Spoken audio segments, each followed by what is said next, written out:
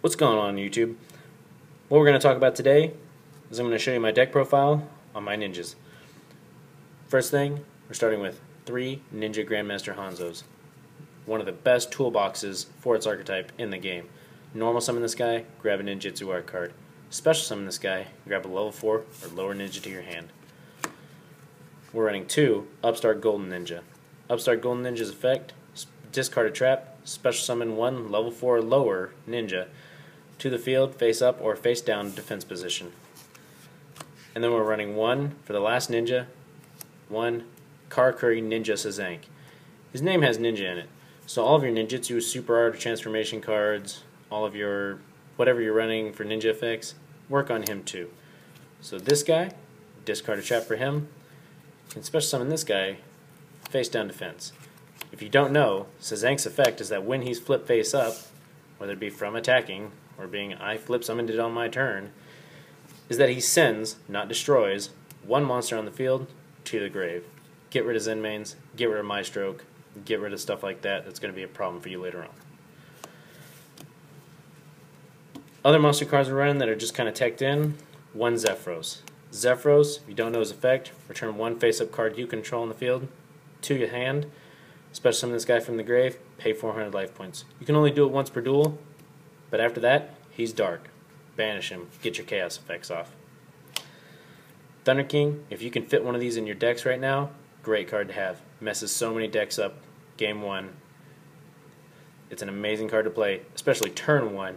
Play this guy, stall them out, make them think about what they're doing, and they still don't know what you're playing. Spirit Reaper. Self-explanatory, going to stall your opponent out, especially wind-ups, things like that. They're going to try and go for that FTK, that OTK. Stall them out while you build up your hand advantage. Next card, Tragodia. Again, first, if it's in your first hand, stall them out. Drop Tragodia. Use his effect. Discard, take control. Discard, take control. Then mirror whatever you discarded, overlay into your extremely versatile extra deck that you're going to be running with this deck. 1 Maxi, main decked, 1, just so you can be ready for those random decks that are going to spam the field. And then 2 Effect Veilers. So good to have right now against a lot of decks, but the main thing is since you're a rogue deck yourself, you really don't want to be losing game 1 to other rogue decks. So this is going to help you get over a lot of those other rogue decks. You're a ninja player. You got to be that ninja player that is that rogue deck that wins game 1. As far as Chaos goes, running 1 BLS, 1 Chaos Sorcerer. Standard. As far as dragons go that are our targets for ninjutsu art of super transformation, we're running 1 Debris Dragon. Why Debris Dragon, you say? Well, if I draw into this, it's not terrible. I drop it, and then I special summon one of these from my grave with his effect. Well, you can't synchro with that. I'm not trying to synchro with that. It's just an instant rank 4 exceed. Or, this guy is a great super transformation target. My opponent pulls off something where, or I pull off something where one of those monsters that I'm going to send to the grave that I targeted doesn't get sent. I can still get out a 4-star. I can still get this guy out in defense. 2,000. Then we're running 2 Lightpulsar dragons. Great chaos monsters to drop. Especially great since if you get one of them out, special summon one of them out, and you already have your other dragon in the grave, tribute it. Slow roll that guy out. Tribute him. This guy got sent to the grave, so his effect goes off. You special summon this from the grave. You use his effect to special summon this right back and overlay. Wins games. Obviously, the last kind of dragon we're running, Red MD, great for this deck. As far as the spell lineup goes, we're running 3 Mystical Space Typhoon. Mystical Space Typhoon, MST, it's going to get you over a lot of things that could mess you up. Per se, I flip one of these, my opponent's running Macro Dino, Macro Rabbit. He chains Macro Rabbit to this. That's no good for me because I'm going to lose whatever gets sent to the grave because it's not going to hit the grave. And I'm not going to get a special summon my dragon. So I chain this, destroy Macrocosmos, this resolves, get my dragon. Then I run 1 Monsterborn, 1 Heavy Storm, 1 Dark Hole, standard. 1/1 Rhoda, standard. Run 1 Magic Planner. The combos with this thing are amazing, and we'll talk about it whenever we talk about our continuous trap cards. As far as our continuous trap cards go, we are running 3 Ninjutsu Artist Super Transformation. This card will screw up your opponent so bad while giving you advantage. We're running 1 Ninjutsu Art of Duplication. Now I know a lot of people look at this and go, wow, that's a horribly bad card. This guy doesn't know what he's talking about with ninjas. Trust me, I do on this one. Let's say, in our first hand, we have these 2 cards amongst other things. Well, I'm going to summon this guy, use this effect to grab a Ninjutsu Art card. I already have this in my hand and my opponent doesn't know I have it. No need to explain it to him that I have it. So I'll grab Duplication and they'll think, what a bad ninja player. Shuffle your hand around, not let them know what you're doing, set both cards. Now, I pass turn, say I'm playing Rabbit Dino. They summon Rabbit. I don't care if I have one of my Veilers in hand. I'm going to let the Rabbit get his effect off. They're going to grab Sabersaurus, 2 of them. I'm going to first activate Super Transformation. Why? Because if they don't respond to me targeting, I'm going to chain Duplication. Duplication is going to let me send this guy off, because this tributes for cost. The activation cost of this is only targeting. I'm going to send that guy, and then when the chain resolves, I can special summon either another Hanzo to get me some ninja from the deck, or since they have Sabersaurus out and they're big enough to get over Hanzo, I special summon this guy out because this card brings it out face up attack or face down defense. So he's set. This card resolves. All I'm sending is the 1 Sabersaurus now. 4 stars. Grab Debris Dragon in defense. Now that 1 Sabersaurus can't get over this, and they don't want to kill this because it's going to destroy their only monster on the field. They're going to want to force me to do it. Other trap cards. 2 Call the Haunted. Get your Hanzos back. Get your pluses off of them when they're special summoned. Get something else bigger back late game. 3 Compulse. Get rid of those problem monsters. Get rid of them quick. One of the things you can't do with Super Transformation is you can't target a monster that has no level. Meaning you can't target an XYZ monster. You can target anything else. You can target tokens. You can target synchro monsters. You can target regular monsters, of course.